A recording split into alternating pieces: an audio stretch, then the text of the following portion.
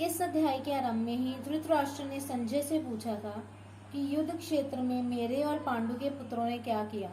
अतः संजय ने दूसरे श्लोक से 13वें श्लोक तक धृतराष्ट्र के पुत्रों ने क्या किया इसका उत्तर दिया। अब आगे के श्लोक से संजय पांडु के पुत्रों ने क्या किया इसका उत्तर देते हैं।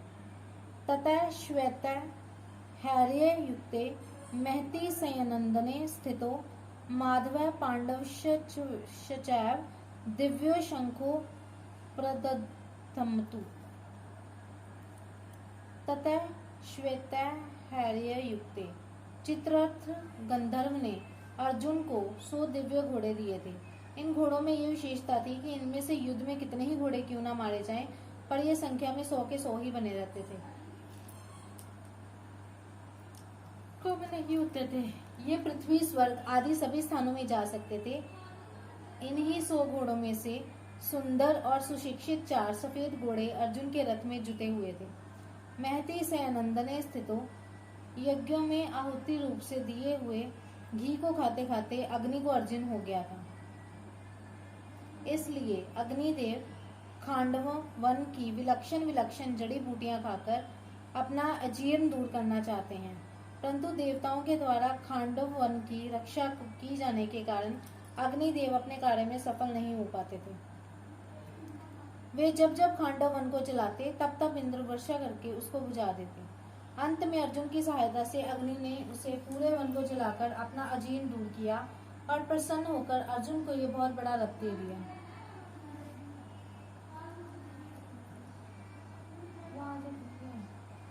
9 बैलगाड़ियों में जितने अस्त्र शस्त्र आ सकते हैं उतने अस्त्र शस्त्र इस रथ में पड़े रहते थे। ये सोने से मढ़ा हुआ और तेजोमय था। इसके पहिए बहुत ही दृढ़ विशाल थे। इसकी ध्वजा बिजली के समान चमकती थी। ये ध्वजा 1 योजन तक फहराया करती थी।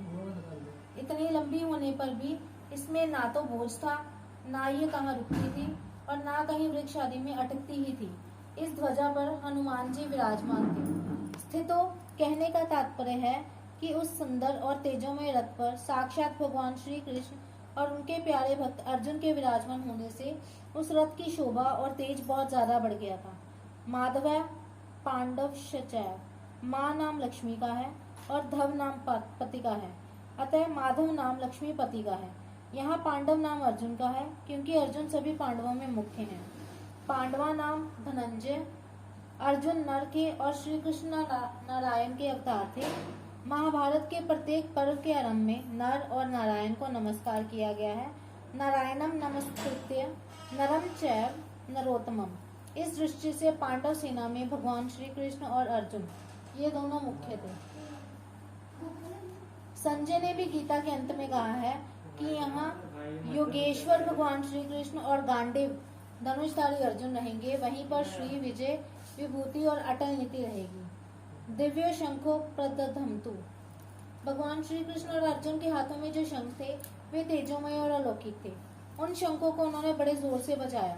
यहाँ शंका हो सकती है कि कौरव पक्ष में मुख्य सेनापति पितामह भीष्म है, इसलिए उनका सबसे पहले शंख बजाना ठीक ही है, परंतु पांडव सेना में मुख्य सेनापति धृष्टद्युम्न के रहते हुए ही सारथी बने हुए भगवान श्री कृष्ण ने सबसे पहले शंख क्यों बजाया?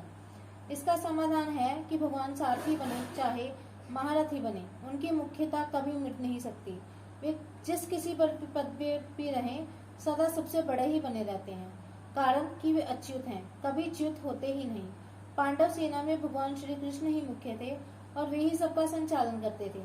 जब वे बाल्यावस्था में थे उस समय भी नंद उपनंद आदि उनकी बात मानते थे। तभी तो उन्होंने बालक श्री कृष्ण के कहने से परंपरा से चली आई इंद्र पूजा को छोड़कर गोवर्धन की पूजा करनी शुरू कर दी। तात्पर्य है कि भगवान जिस किसी अवस्था में जिस किसी स्थान पर और यहाँ कहीं भी रहते हैं वहाँ वे मुख्य ही रहते हैं। इसलिए भगवान ने पांडव सेना में सबसे पहले शंख बजाया। जो स्वयं छोटा होता है वही ऊंचे स्थान पर नियुक्त होने से बड़ा माना जाता है। अतः जो ऊंचे स्थान के कारण अपने को बड़ा मानता है वह स्वयं वास्तव में छोटा ही होता है, परंतु जो स्वयं बड़ा होता है वह यहाँ भी रहता है, उसके कारण वह स्थान भी बड़ा माना जाता है। जैसे भगवान यहाँ सारथी बने हैं तो उनके कारण वह सारथी का स्थान भी ऊंचा हो गया।